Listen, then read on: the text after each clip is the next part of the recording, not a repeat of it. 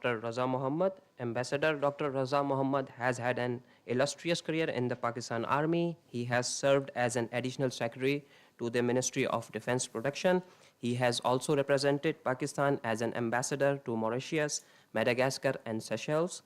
He has also served as an advisor to the President, National Defense University, Islamabad. I would request Dr. Raza to please deliver his welcome remarks.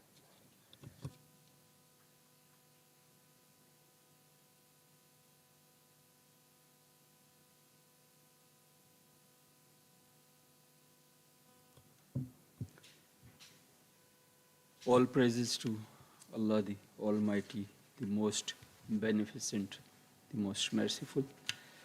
Salam be upon humanity, the Muslims, all the countries we belong to, and you all who sit here.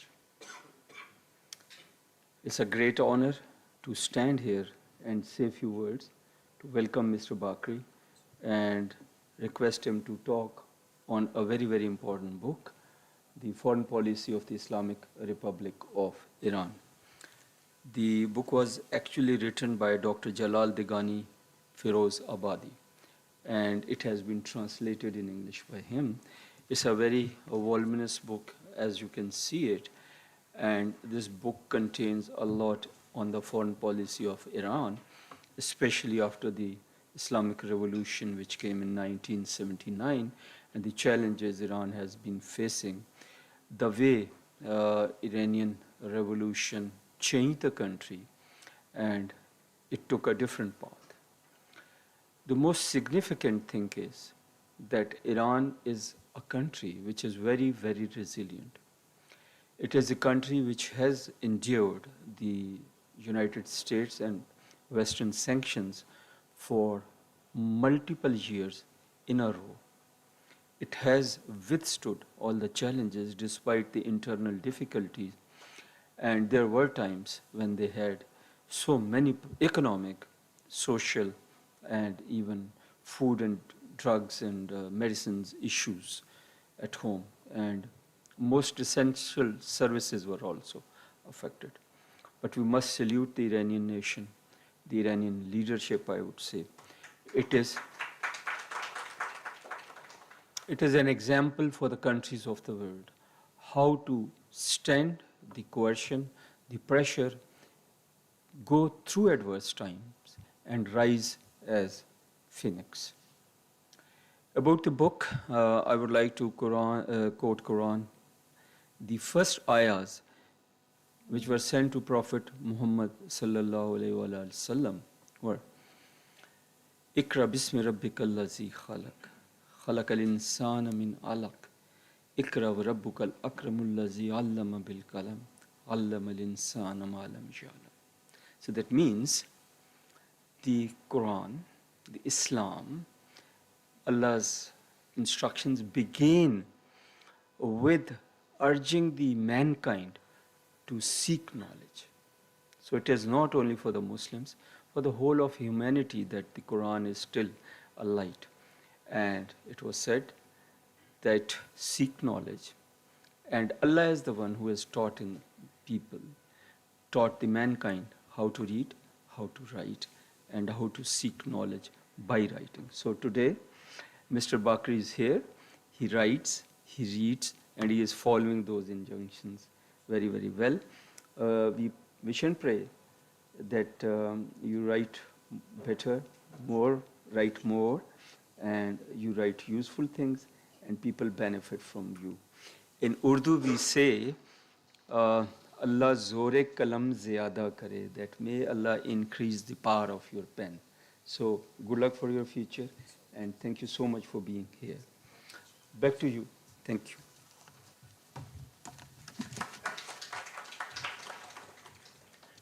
Thank you so much, sir. We will now move on to the address by our Honorable Chief Guest, Mr. Mohammad Hussain Bakri, to present his remarks on the book.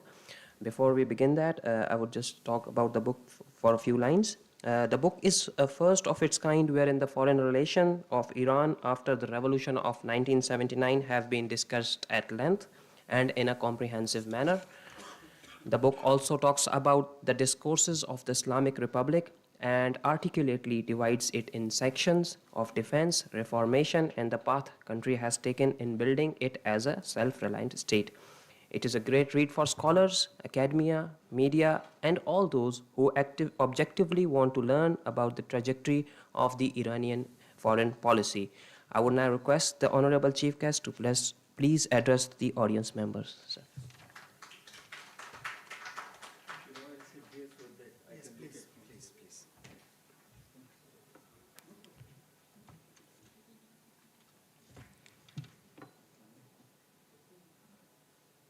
Bismillah ar-Rahman ar-Rahim. Honorable guests, excellencies, ladies and gentlemen, I would like to thank you for all your valuable time to attend the inauguration of the Foreign Policy of the Islamic Republic of Iran, authored by Professor Jalal Dehqani Firuzabadi, the full professor of Allama Tabatabai University in Tehran, and I had the privilege to translate it into English. I also would like to sincerely express my gratitude to His Excellency Ambassador Dr. Reza Mohammad for all his support and guidance. Dr. Saab, thank you indeed.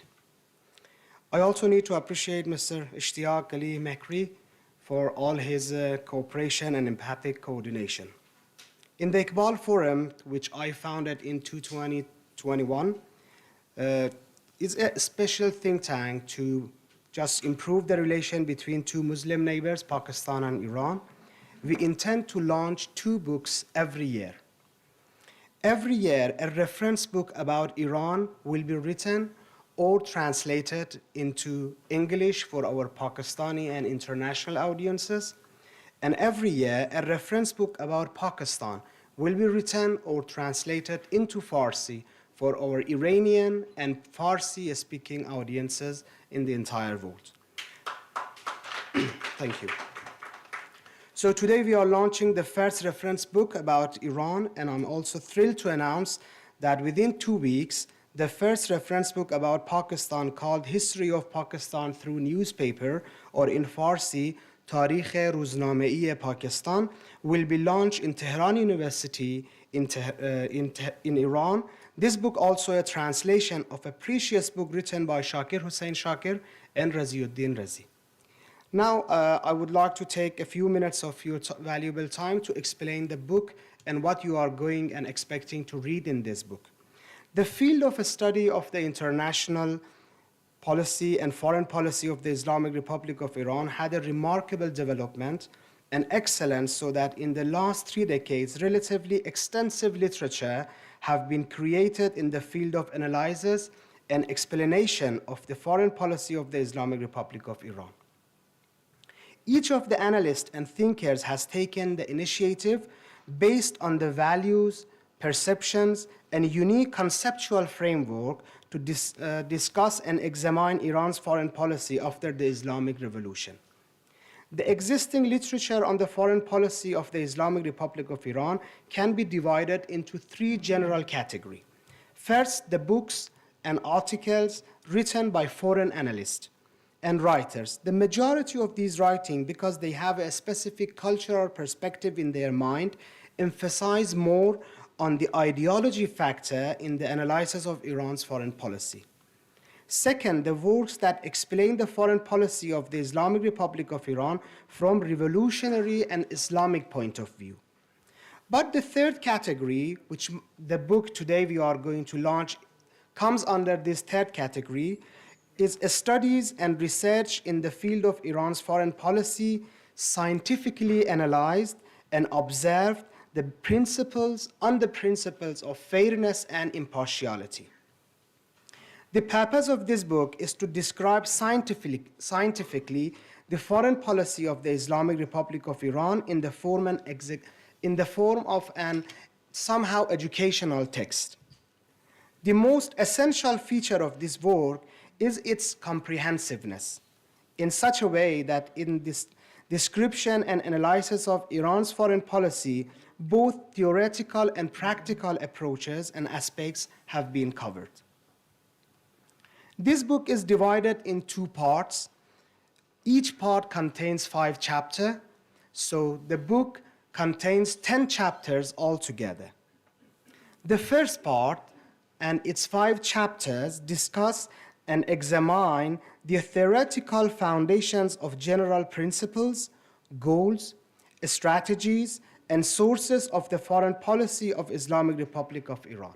I'm coming one by each chapter and providing a very brief introduction, so when you want to read the book, you know from where you can start, or whether you are going to start it at all or not. The first chapter analyzed the theoretical approaches to Iran's foreign policy. This chapter aims to explain the possibility of and how to use the different theories in theoretical and conceptual framework for analyzing the foreign policy of the Islamic Republic. The second chapter examines the sources of the foreign policy of Islamic Republic of Iran. The primary purpose of this chapter explains the fact that foreign policy of the Islamic Republic is a result of many diverse variables and factors in such a way that none of those factors and elements alone can shape the foreign policy of that country. This means that the foreign policy of the Islamic Republic has the same continuity as other countries. Of course, this doesn't mean that the foreign policy is static and unchangeable. It means that the changes are not so immense and drastic, but very gradual. The third chapter is dedicated to the principles, foundations, goals, strategies of foreign policy of Islamic Republic, as well as analysis and understanding of political development. Analyzing and understanding the development of Iran's foreign policy is not possible without knowing its principle, base, goals, and strategies. The topic of the fourth chapter is the foreign policy discourse of Islamic Republic of Iran. The main purpose of this chapter is to explain the various discourses that have dominated Iran's foreign policy in the last 3 decades. In general, the two meta-discourses of liberal nationalism and Islamism have been dominated the foreign policy of Islamic Republic of Iran. The discourse of liberal nationalism dominated Iran's official foreign policy during the interim government and the presidency of Bani Sadr, and Islamism, which is divided into 5 sub-discourses: idealism, expediency, realism, democratic pacifism, and justice-oriented principalism, are on the other side. The last chapter of the first part, means the 5th chapter of the book, explains the decision-making institutions or the decision-making structure within the foreign policy of the Islamic Republic. I would insist to read very carefully the 5th chapter, because in this chapter you will very vividly, you will know that who are the main decision makers, the players, the different type of personalities and institutions that are involved in the foreign policy of Islamic Republic of Iran.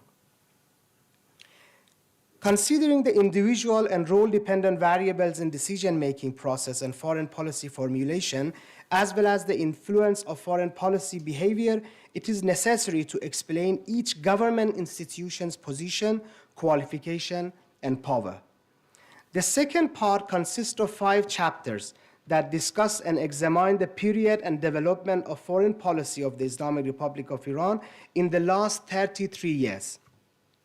This section aims to analyze the continuity and change in Iran's foreign policy. Therefore, these 5 chapters help us for an examination of the areas of change and continuity within the foreign policy of the Islamic Republic. The question is whether changes and development have been occurred in the realm of fundamental principle or in the domain of tactics and tools. To answer this question, the foreign policy of the Islamic Republic has been divided into 5 periods: the interim government, the war period, the construction period, the reform period, and the era of principalism. If I would like to name the president of each era, that would be Mr. Bani Sadr, and then it would be the war era that Mr. Khamenei and the Supreme Leader of Islamic Republic had a very intensive role in it. The construction period, which belongs to Mr. Hashemi Rafsanjani, the late ex-president of Islamic Republic. The reform period goes back to Mr. Sayyid Muhammad Khatami, and the era of principalism goes back to Mr. Ahmadinejad. The sixth chapter analyzes the development and issues of foreign policy, specifically focusing on the occurrence of the hostage crisis in American Embassy in 1979. Therefore, the sixth chapter is dedicated to the analysis of development and issues of Iran's foreign policy during the period of interim government. If you want to go in depth about the hostage-taking crisis in 1979, you could read the sixth chapter, and it has been described all the different aspects of this event. A study of Iran's foreign policy during the war is the subject of the seventh chapter. The tracking and representation of change and continuity in Iran's foreign policy during this period when the foreign war was imposed on the country will be emphasized. In the eighth chapter, author tried his best to explain and analyze different dimensions and aspects of foreign policy of the Islamic Republic after the end of the war in the so-called construction period. During the period, some of the sources of determined Iran's foreign policy, such as the decision makers, the constitution, and in external and operational environment, underwent a transformation in the country. Ninth chapter focused on the foreign policy of the reformist government, which after June 2nd, 1997, the time of Mr. Muhammad Khatami. Perhaps the most important feature of this period is the coming to power of those who believe in a distinct political discourse and acted within its framework. The reference of crisis in Afghanistan and Iraq is also another distinction of this period. And in the last chapter of book, The Era of Principalism, justice-oriented principalism that begins in August 2004 is dissected, discussed, and investigated. Living in Iran for more than almost 30 years now, before reading this book, when I was deciding to find a reference book on the foreign policy, I had about 5 to 6 books as the main books in Iran's foreign policy. But this book, I found it very comprehensive, and when you read it, inshallah, you will find it also very comprehensive, and you will find out this is not the realities that right now we see Iran after 40 years of the continuous embargoes, how this country is moving on, how this country is not only surviving, but is thriving. I will invite every one of you to visit Iran and see whether can you imagine that this country, especially the capital of Tehran, or Mashhad, or Isfahan, or Shiraz, can this country be under sanction and go and thrive in this level? You won't be shocked, really. So the first thing I would like to ask is that if you are going to read this book, definitely read it with a time block for it, because it's a bit somehow complicated, as well as it's lengthy. So if you want to find it, you should not suddenly start from a chapter without knowing the previous chapter, because the chapters are all interconnected. And also, I would like to ask you not just read it by yourself, but also provide it to the universities, to your fellows, to your colleagues, so they will know also better understanding of the Iran's foreign policy. And let me tell you, this is the only book on the Iran's foreign policy so comprehensive that came into English. You can find in the Farsi, but you cannot find it in English, written from a professor living in Iran and having the Iranian government authority on it and acceptance on it. Once again, I would like to thank you all for attending this meeting, especially the IPRI and President of IPRI, Dr. Reza Mohammad. Thank you so much.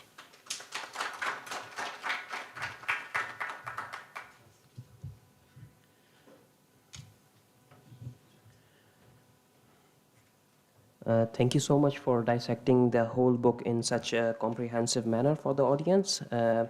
I would request the audience now to ask their questions and keep the questions brief so we can take the maximum number of questions. Please raise your hand when you have a question, please.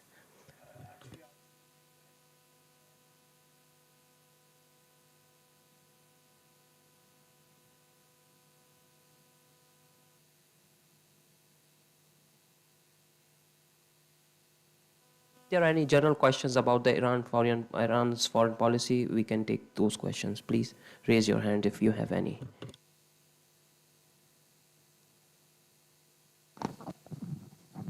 Hello, Assalamu alaikum. I'm Scarlett from National University of Science and Technology, and I'm the director of China Study Center. I'm from China, Mei Qini. So here I have two questions. First one is that around 1,700 years ago, it was the first written in history we heard about the foreign policy from Iran, which was called Persia at that time. At that time, it's not related with politics so tightly.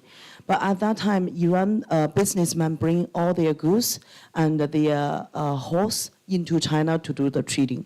At that time, there is a special association called Que Chang, which is made in China, but made for Persian businessmen at that time, especially for their accommodation and everything. So nowadays, Belt and Road has already been established, and Iran also joined as well. And I want to know that after FOB or CIF, because both of this kind of normal business jargon is under the management by the whole world, not under the understanding by Iran and China. So is there any possibility in the future, maybe near future, based on your petrol and business with China, and based on your made in China, which is consumed in Iran, is there any possibility we can skip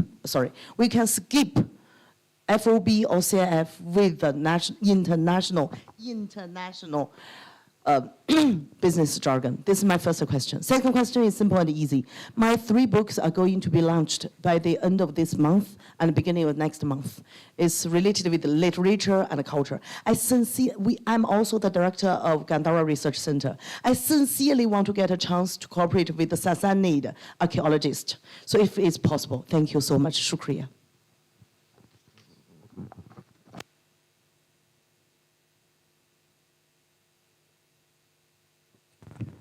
Thank you very much for the questions. Actually, they were not absolutely easy questions. They were very tough questions, first of all. And the second is that I didn't get the first question. I got the second one, but I didn't get the first one.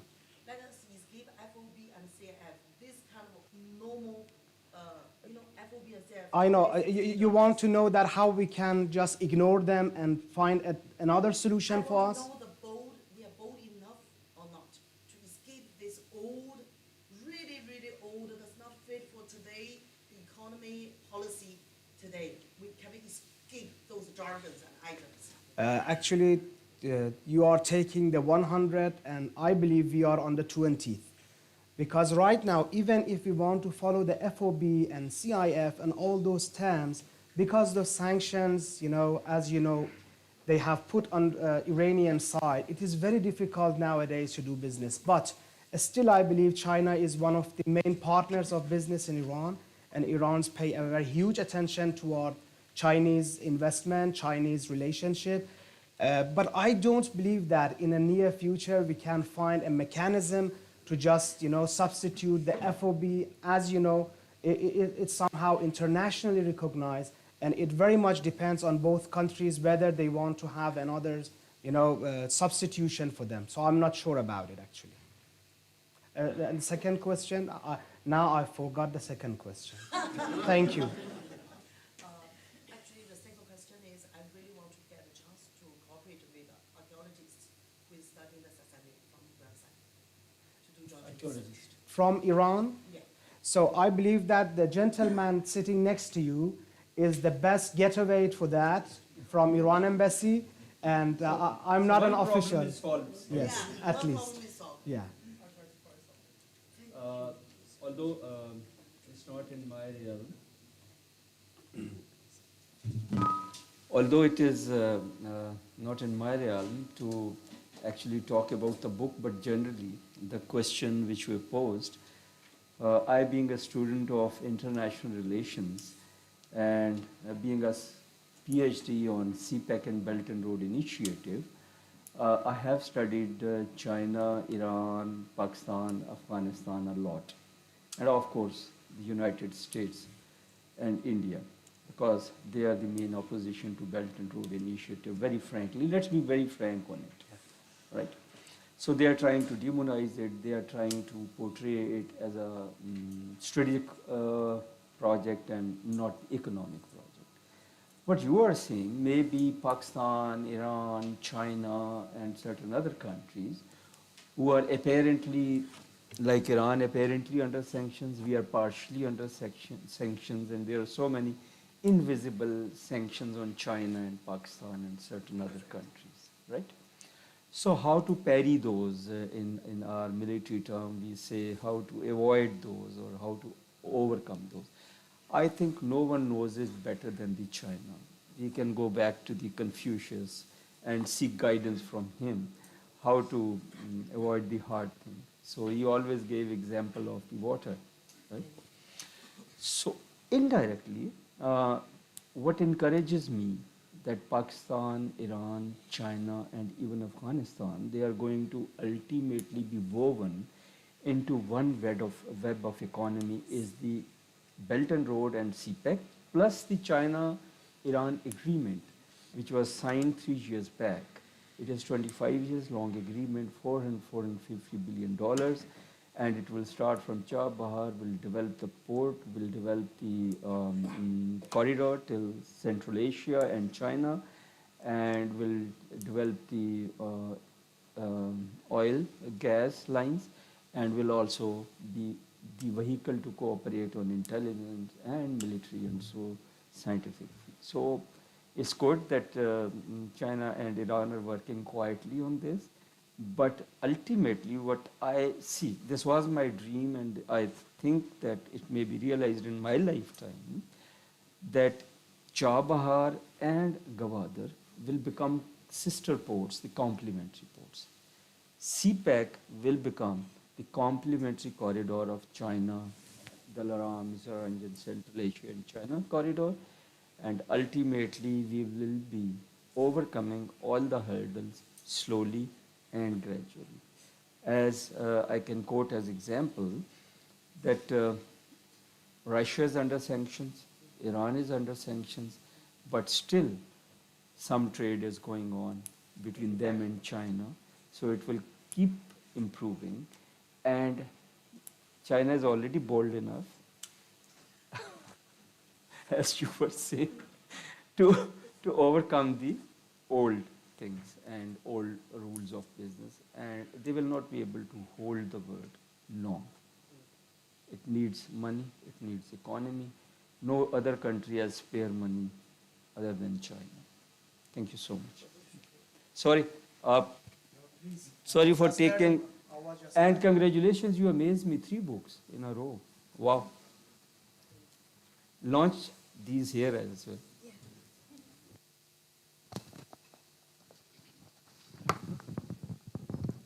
Thank you. This is Adam Saud, and I teach at Barrier University. I have 2 questions. One is regarding the Iran-Pakistan gas pipeline. We know there are so many complexities to complete this project.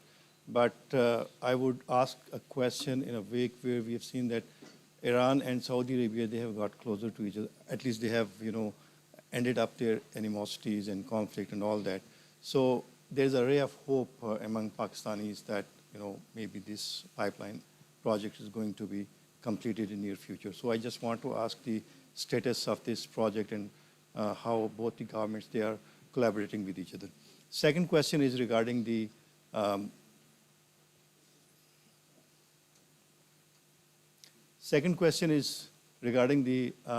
Afghan instability. We know that back in 1990s, when Taliban came to power, Pakistan and Iran, they have divergent policy towards the Taliban regime. But now we see we don't have complete convergence, but at least we don't have divergence of interest. So for Taliban regime in Afghanistan is concerned, how both these states, they are collaborating and cooperating for the stability in Afghanistan. Thank you. Thank you very much. Those were very good questions. I'll answer the Iranian part from my own point of view, and I'm once again saying none of my words are in any kind is related to the official statement of Islamic Republic, and this is merely my own idea. I'm sorry in advance. I had a very bad influenza, and still I'm remembering that, so it's not, the cough is not leaving me alone. Regarding the gas pipeline, let's make one thing very clear. Iranian side has been doing and has done its part for last almost 6 years. They have brought the pipeline to the point that they agreed upon, and they are just waiting for the Pakistani side. And this is one of the ideas and demands of Islamic Republic, that while you are severely in need of this energy, and while we are providing you as the energy hub, while we have did whatever we have to do from our side, written in the agreement and contract, you are not doing anything from your part. So this is the questions that Iranian side is asking from Pakistani side, at least from the newspapers, we are always following it. What happened to that gas pipeline? The second thing, as you know, Iranian gas and Iranian electricity is not under sanction, not at all. You can read the embargoes, the gas and the electricity is not under sanction. But if Pakistan is saying we are not doing this project because gas is under sanction, no, it's not true. Yes, they can say that importing gas from Iran will help to develop the infrastructure of Islamic Republic of Iran, and developing the infrastructure of Islamic Republic of Iran, empowering Iran is somehow under embargo. But the importing of gas is not. The third point I would like to mention, Iraq is also following all the rules of American, as they say. But how they are getting 6-month exemption every time, just going to renew that exemption? Why Pakistani side is, you know, we are in winter. In Islamabad from 11 in the night till 6 in the morning, you don't have gas. You have such a shortage.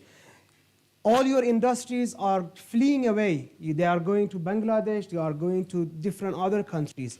Why you are not bringing it? Because, okay, we have some pressure. The problem is that when I was talking to different, actually, people here, the scientists, the authorities here, they said there is a shadow of American totalitarian power on us that even do not let us go and talk about it, that give us an exemption as they have provided, as the US have provided to Iraq, and then let us bring this gas into our country. Okay, let's make this 6 months of the renewation of this exemption. But Pakistani side, I believe, is not doing enough. So you have to ask the Pakistani side, or maybe His Excellency Dr. Raza Mohammad might be able to shed light on this. Regarding your second question, once again, I'm saying this is my own idea. It has nothing to do with the official statement of Islamic Republic. If we want to continue insurgency, continue differences, continue opposing every government that comes in Afghanistan, how as a neighbor we are going to coexist? We know that Taliban has broke many of its own signed contracts and rules in Doha Accord and Doha Agreement regarding the women empowerment, regarding the education. But we cannot say because you have broken those 3, 4, I don't know how many rules, now we are going to fight with you. The government of Afghanistan is still, Iranian side, I believe, that it should bring all the sources and all the areas together. The people should have involved in this type of government. But right now, the Iranian is trying its best. I believe Pakistan is also doing the same. It's trying to be best to coexistingly somehow bring the relations and sit and talk on it. So you're right, there is no hostility right now, but there is a huge difference of opinion. That this difference of opinion, if in the long term cannot be alert and alter, they would definitely create problem. From Pakistani side, I would like to hear His Excellency's views. Thank you so much, Professor. As you all know, he is very right. Very simple answer to IPI. Number one, IPI was India, Pakistan, Iran. So India went out. So this was the first issue we faced. And the second issue was the JCPOA and the sanctions, because of which we went through the problems. About what he says about the Iranian side, he is right. Whatever the problems are, whether it is our or international issues which actually inhibit us, are on our side. There is one more thing which Mr. Bakri perhaps forgot to tell you, that when we signed the agreement during PPP's government, President Zardari went and he signed that agreement about 4 to 6 months before the end of the government. According to that, we had to pay some fine per day to Iran if you don't lay that line. Iran has been kind to reconsider that and all that because of various issues. So this is what IPI is, or Iran-Pakistan gas line is. It is essential, we need it. We need electricity, we need gas. We not only need IPI, we need other lines also. We need CASA, we need everything, other electricity lines which were to come through Afghanistan. But you know what happened in Afghanistan. About Afghanistan, I think Excellency has explained it very well. Pakistan is trying its level best to keep the things cold, not cool, keep the things under control and not let these escalate into the kinetic domains. About the return of the illegal immigrants, you all know it, that Pakistan has been very kind and is still kind to the immigrants or the refugees who are here. There are registered refugees, there are unregistered refugees, there are Afghanis who have identity papers, there are Afghanis who do not have identity papers. And same goes for so many Bangladeshis, there are African people here, there are so many other countries' nationals here who are without legal papers. And no country in the world actually overlooks this issue, whether it is language, whether it is religion, whether it is civilization connections. And Iran is also following the same, that Iran is also actually requesting the people to go back who do not have legal status. So we are trying to be calm and resolve things through negotiation, ultimately by end of the day. Whether it is war, whether it is insurgency, whatever the fight, the things are resolved through negotiation at the table, or not through war. So I hope that things are resolved in time. And thank you so much. Good question.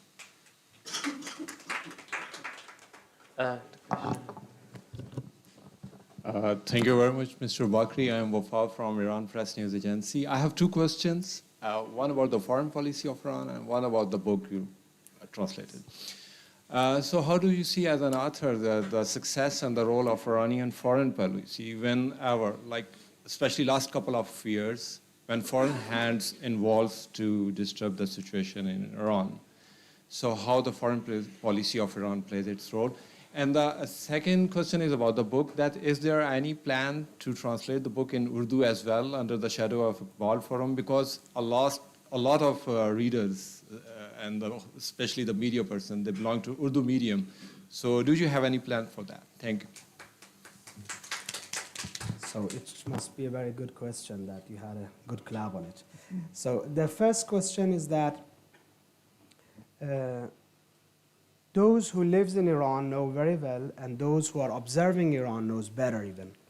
Whatever the internal political situation in Iran, whether the differences, whether the somehow social kind of, uprising, somehow called it, but Iran has shown that it has a very successful foreign policy, being under sanction, doing for 10 years these 5+1 negotiations, bringing every subject to negotiation. I believe the foreign policy have shown that Iran is not under any war right now. Being, calling by Bush the exile of evil, still it is absolutely safe to live in the country. You don't feel that this country is under embargo when you are living there. So the foreign policy, especially nowadays, you can see Mr. Amir Abdullahian, he's frequently just traveling all around the world to show his support, to show the support of Iranian on the cause of Palestine to everywhere, bringing everyone on the negotiation table, doing whatever it is in its power. So, and the second thing, as I have also translated and mentioned in the book, the Iranian foreign policy is not absolutely static. It is a very vibrant, very challenging, very moving for war type of the policy. You see in every international matter, Iran have some say on it, or from its own point of view, whether it is Lebanon, whether it is Syria, whether it is Iraq, whether it is Pakistan. And recently you see that, again, the Iranian soldiers have been martyred in the Sistan, Baluchistan provinces. Now still His Excellency Mr. Ambassador of Iran was supposed to be here. Suddenly he had a meeting, he had to cancel this event and attend that meeting. It shows that how functional they are going and how powerfully. I believe that if you really want to know Iranian foreign policy, you can go back to the pages of the history and see from what kind of critical shades and critical situation Iran has passed itself. And it is not only because the Iranian people resilience, because of the supreme leaders, management of the well leadership in the country, but because of the huge diplomats of Iranian foreigners and Iranian foreign service diplomats who are doing their best to provide Iranian thing inside the country, outside the country, and expand it globally.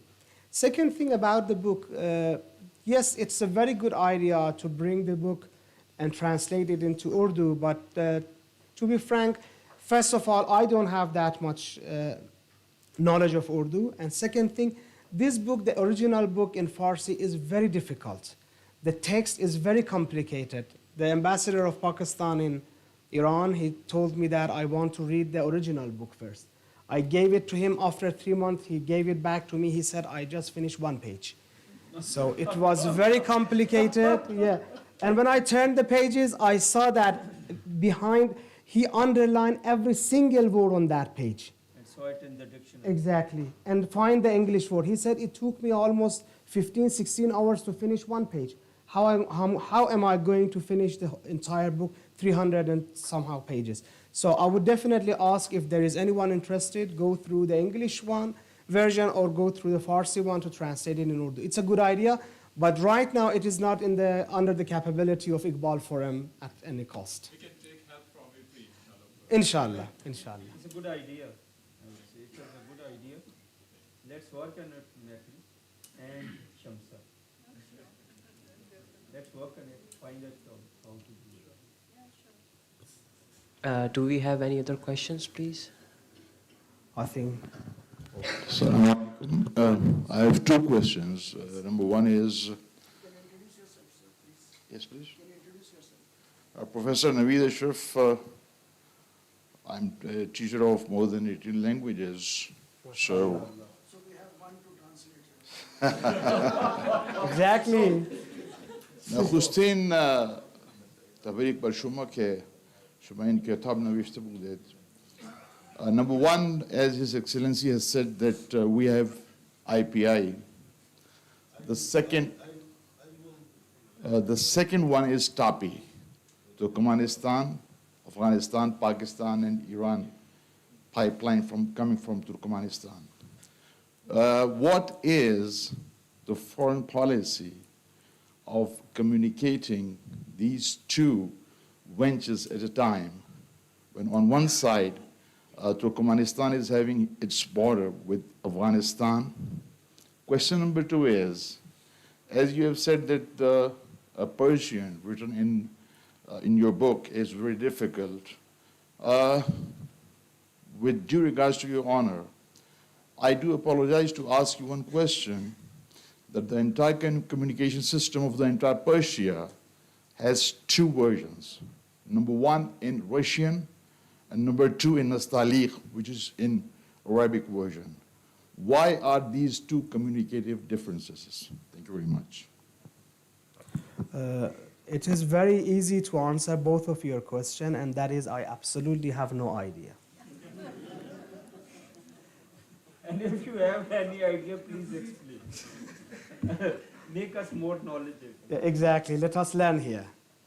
What I think is basically the differences they're raised up when somehow the Tajikistan belt, it went off away from Iranian foreign policy after the 79 war.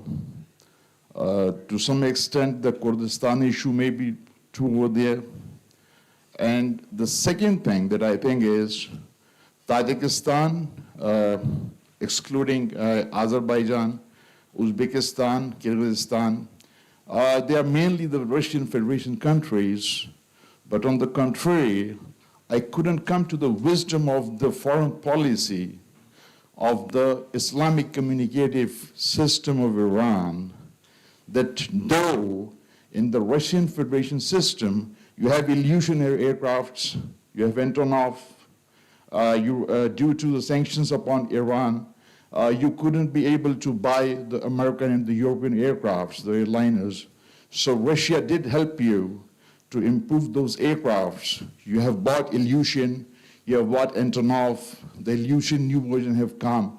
So why didn't even you go into the communicative system of language and linguistics as did Tajikistan and Uzbekistan go? This is my question.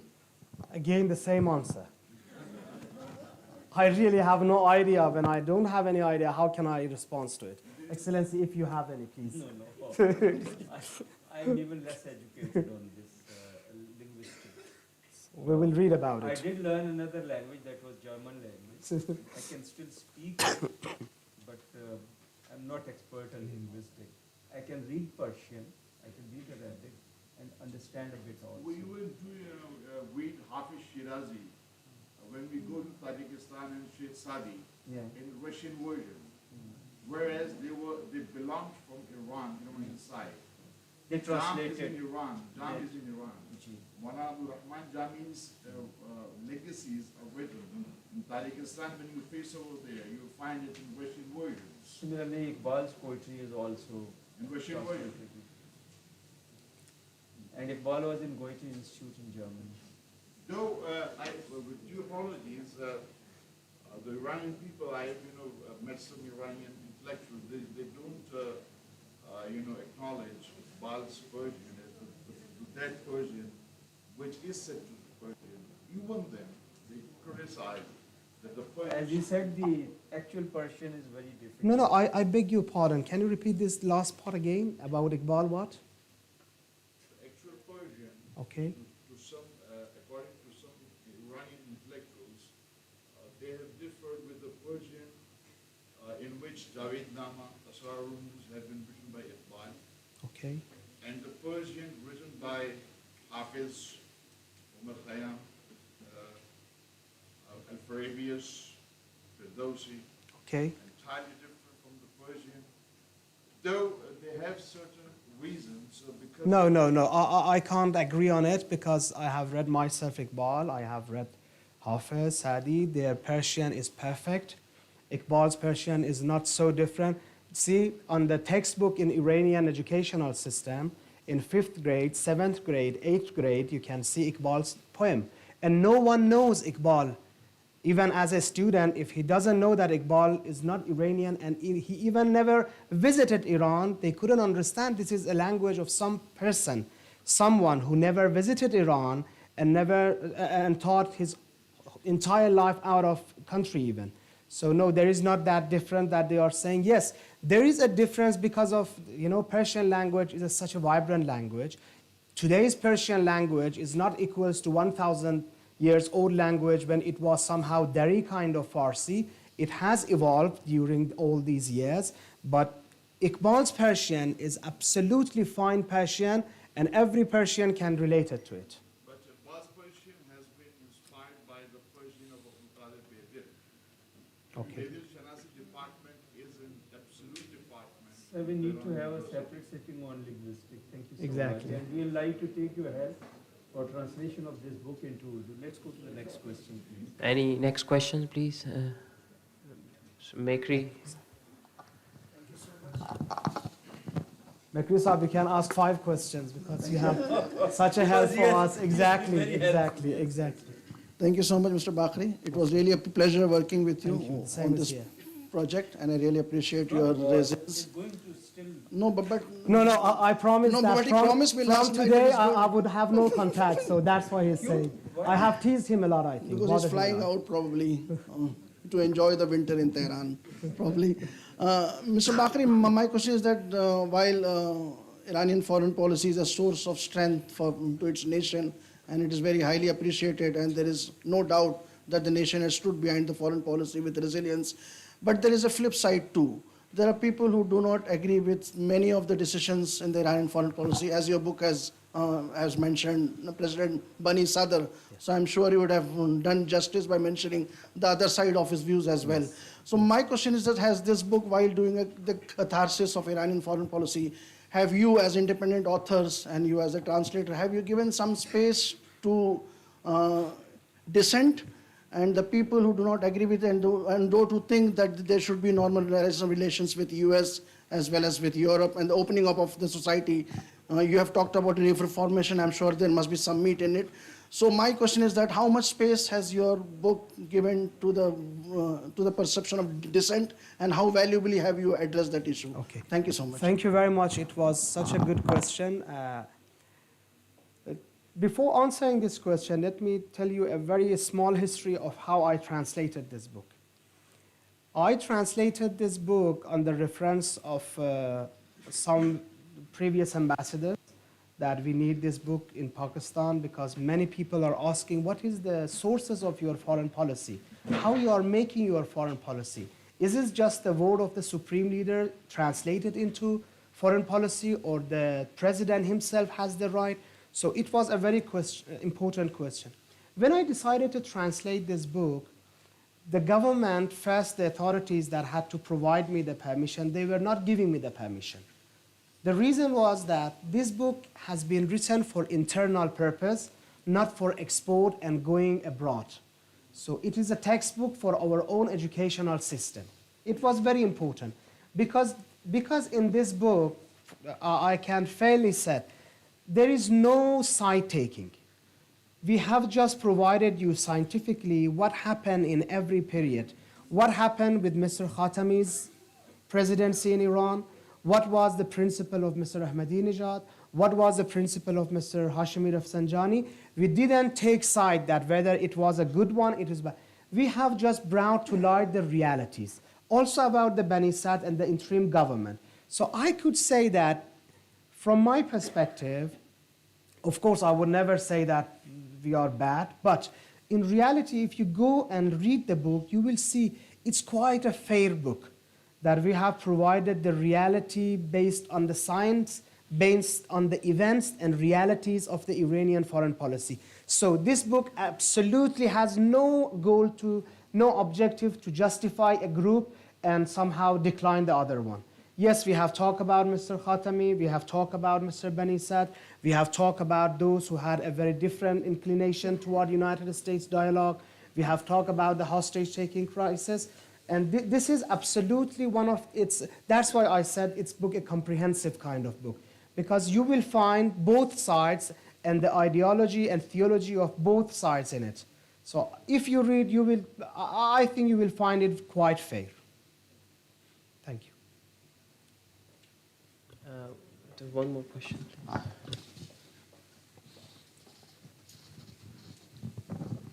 Bismillahirrahmanirrahim. من چند تا سوال فارسی رو برای شما عرض کنم. شما اینا رو به زبان انگلیسی جواب بدید، مشکلی نیست. عرض کنم که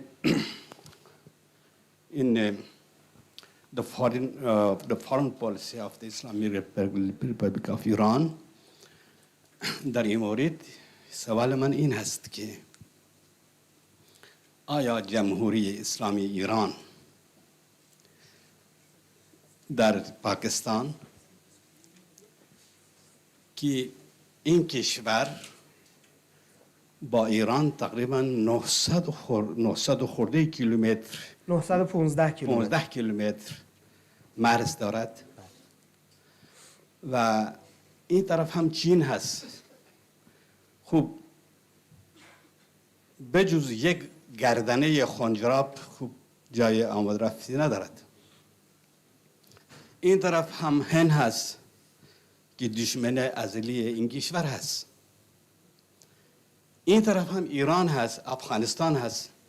خب این طرف با کویته و این طرف با کیپیکه مرز دارد. مردم اینجا پاکستان چرا با چین که نه فرهنگ مشترکی دارد نه دین مشترکی دارد هیچ اشتراک نداره سوای اینکه سیپیک یعنی اشتراک تجاری چرا مردم پاکستان میگن که آقا رشته ما یعنی عمیق‌تر از اقیانوس و بلندیش هم از کوه اورست خیلی بلند هست. چرا مردم پاکستان نسبت به روابط فرهنگی و سیاسی چین رو اینجوری تعبیر بکنن؟ خب افغانستان هم که این کشور همیشه از زمان داوود و از اون پیش هم در بداون داره. این طرف چین هم عرض کردم هند هم که دشمن ازلی ما هست. چرا این ایران با یه وجب هم فاصله نداره؟ پارو پای چپ این طرف هست، پای راست در ایران هست که چنین احساساتی چنین یعنی ارقی نداره نسبت به مردم پاکستان به ایران و مردم ایران با پاکستان. وجوهات است، کمیش کاستیش کجا هست؟ آیا روند مردم ما هست یعنی مردم پاکستان هست یا روند مردم ایران هست؟ آیا برای کسانی که اینجا یعنی از وزارت خارجه ایران یا وزارت فرهنگ ارتباطات اسلامی اینجا و هر ارگانی که میاد در پاکستان آیا به اینها احساسات مردمی و روند سیاسی پاکستان و راههای ارتباطی مردم و دولت پاکستان اونجا تربیت میدهن میان اینجا یعنی که همون نه از خواب بلند میشن میان اینجا؟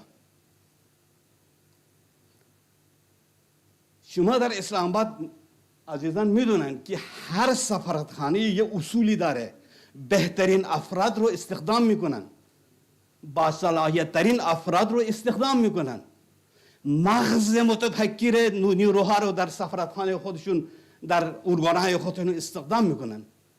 چرا مثلا جمهوری اسلامی ایران که در سفارخانه باشه یا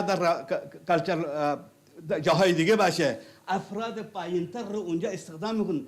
آیا مثل من آدم بیکار میتونن بین ایران و پاکستان مردم پاکستان ارتباط برقرار بکنن؟ آیا اینجوری میشه بین پاکستان و ایران دوستی بشه؟ آیا میشه چند تا گزارش های داغون و درو اونجا بفرستن و اونجا مثلا من به شما یه عرض میکنم تا هنوز بعد از انقلاب اسلامی رئیس ارتباطات اسلامی و یا وزارت کشور اینجا تشریف نآوردن، در حال اینکه فرهنگ ما مشترکی داریم، دین مشترکی داریم. آیا اینجوری یعنی آیا در کتاب شما همچین چیزی هم اونجا نقش شده هست؟ Sir, if you could please shorten your question. Thank you so much. Thank you, sir. Thank you so much.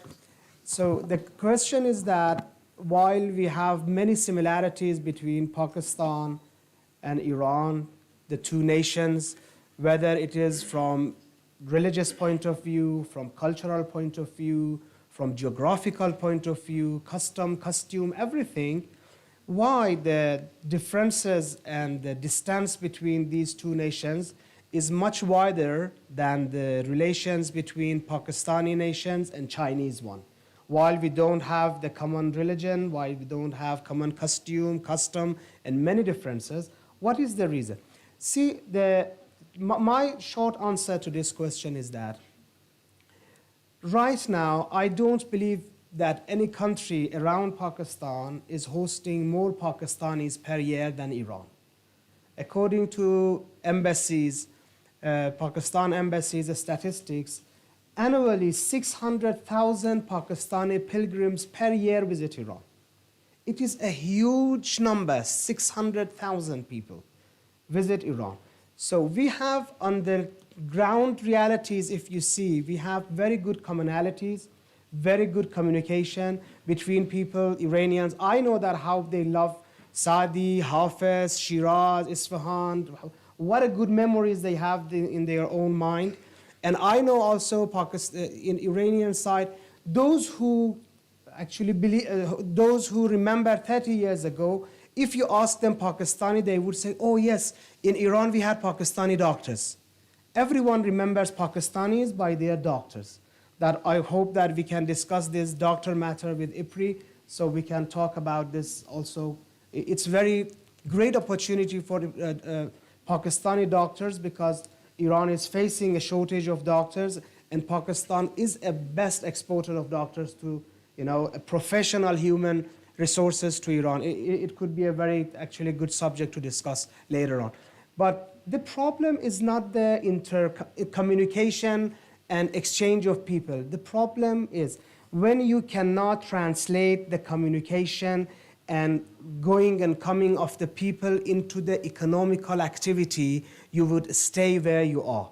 And if you are flourishing your domain, flourishing your communication with China, the only reason is that you have translated that communication into the economical activities. China today claims that we have the same relation with Pakistan as we have with Colombia. We have the same relation with Pakistan as we have with, I don't know, come to Switzerland, and then come to African countries. Because they have changed their relation instead of just coming and going into a viable and responsible kind of economical activity. Unless Iran and Pakistan cannot change their communication, bring it into the economical one, believe me or not, we will stay on the same. We will love Hafez, they would love Iqbal, we would love Sadi, they would love, some other poems and Data Ganjbakhsh or whatever. But if you translate it into the economical activity, then you will see that the communication and the relation will start flourishing. So this is the main answer that I can provide to your question.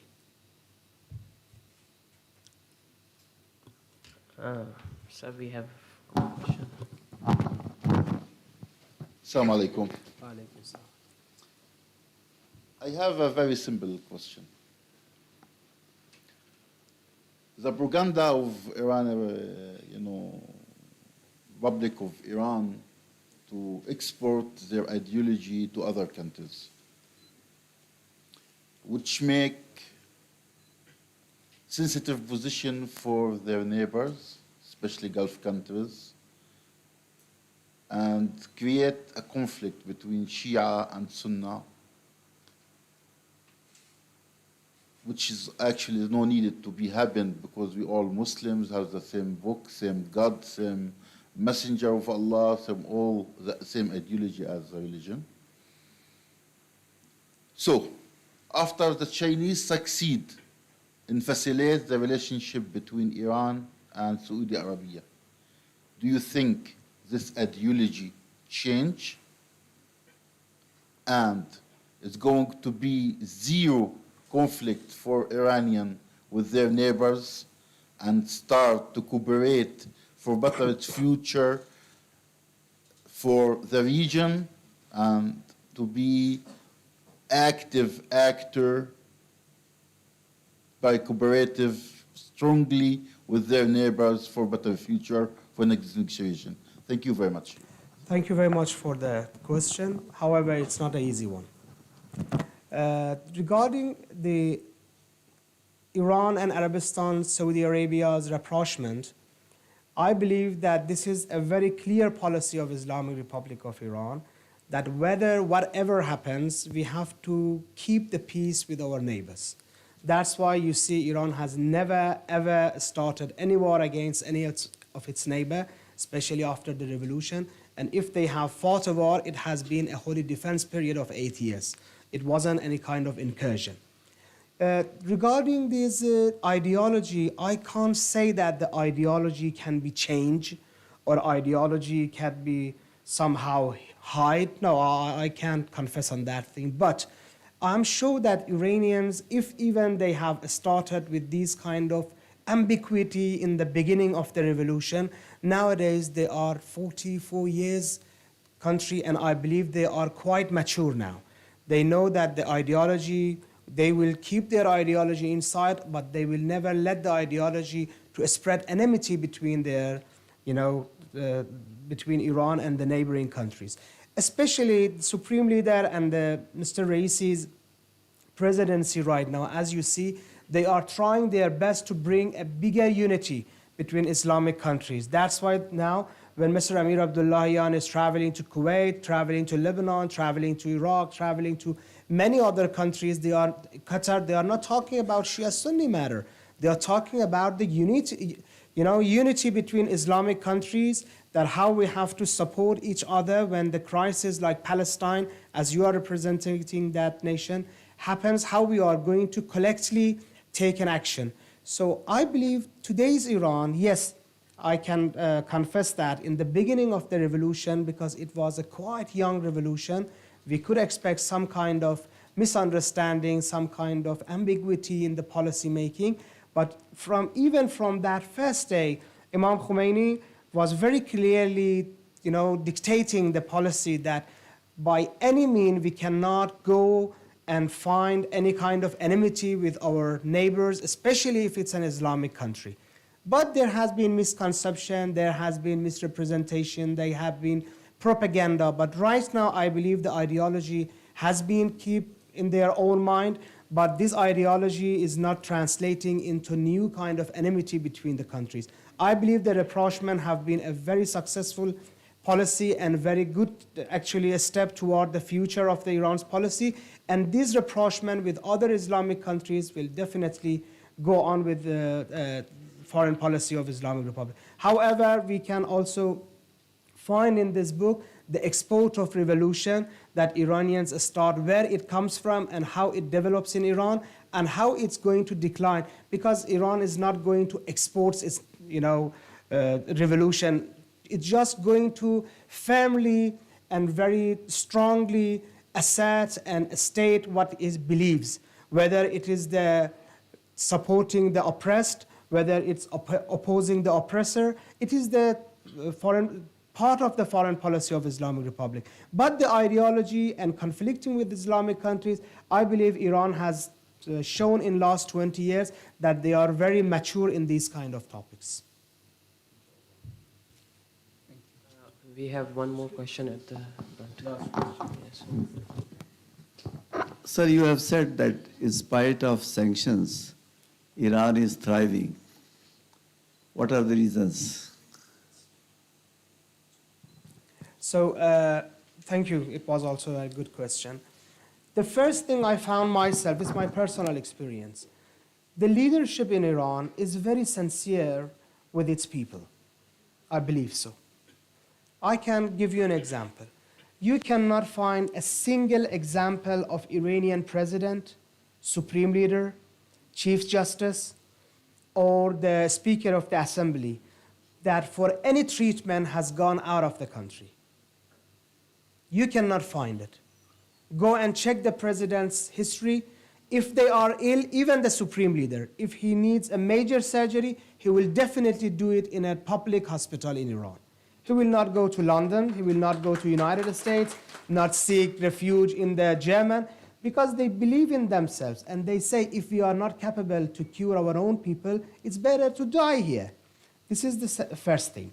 The second reason, I believe Iranians' authority and leadership has no other home rather than own soil. Mr. Khamenei doesn't have any apartment in London. He doesn't own any villa in the United States. Whatever he owns, it's inside the country. And the president also, when you are sincere with your own people, all the pressure on the wall cannot bind you. Yes, they can limit you. They can put you under a severe pressure. But if you can come to Tehran and visit the new development, I was talking to a friend of mine who regularly visits Iran. After 3 years, after the COVID, when he visited, he said, I think every year they are going to have a new city inside Tehran even. So this is a huge development they are doing. Only, I have this short answer, the sincerity of the leadership with its own people. That could be my answer. Thank you so much, sir, for answering the tough questions as well. I would now request President IPRI, Dr. Raza Mohammed, to please deliver his concluding remarks.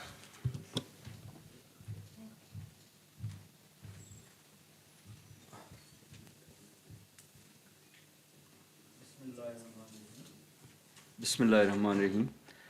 I think after such an exhaustive session of question and answer, very pointed, direct, indirect questions related or not related to the book, and very fine answers by Mr. Muhammad Hussain Bakri, leave no room for me to say anything but to thank you. Foreign policy, as he said, is dynamic. It is never ever a static thing. It is never ever a final thing. Any country and every country has a foreign policy which is dynamic, and it keeps changing, adjusting according to the new realities, whatever is happening in the globe, whatever is happening in the region, and whatever happens inside the country, and whatever our requirements are, which are modified with the passage of time. I think this was a wonderful question when you asked Excellency that you say Pakistan-China friendship is higher than the Himalayas, sweeter than the honey, and deeper than the seas. I think you're very right. So what brings us to one single conclusion, it is the confluence of interest. Interest अगर एक होते हैं तो फिर ना religion matter करता है, ना लैंग्वेज मैटर करती है, ना कुछ मैटर करता है. China and Pakistan developed a relation when we could not speak each other's languages at all, perhaps, or there might have been very, very few interpreters in both the countries, in China and Pakistan, who could actually interpret. I remember my young days. I was in college and school when the Karakoram highway was being built. And we used to have a badminton club in our city in Ahmedabad, and we wanted to play a badminton match with the Chinese people working on that road. So we somehow or the other went there. And you will be astonished to know that we could not speak to each other. The only thing which we could do was to actually indicate to each other with the rackets and the shuttle that we have come to play. So ultimately, they found one interpreter in Urdu, and he came and he asked me, why are you here? We were 4 or 5 people from the club or more. We said, we are here to play a match. So we did not know the Urdu of match, right? So he said, Musabika. I didn't know that Musabika is a word in Urdu which is for matching for the match. But what I want to tell you, when the interests are common, then you love each other. You travel together. You climb the mountains together and go into the depth of the seas together.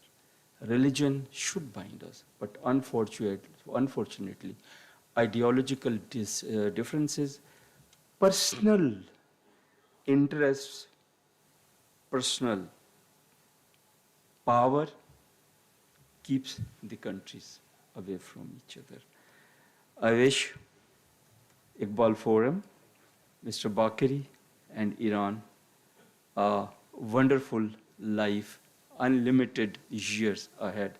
And same way, I wish Pakistan-Iran friendship, Pakistan-China, and Pakistan USA, West, KSA, Middle East, GCC, Central Asia, wish well.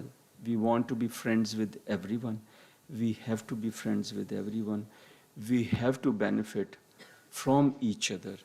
It is not possible in this world today to remain in silos and progress. Progress comes through connectivity, interconnectedness, economic cooperation, and looking after each other in the time of adversities. Wish you all the best, and thank you, Excellency, for being here. Thank you, Excellencies, for being here. Thank you, ma'am, and thank you, Mr. Hadi. Thank you, and everyone here from the media, and those who are here in this time of semi-COVID situation, because today we have about 10 to 12 people from IPRI who are not well and they are away. So thank you so much. God bless you.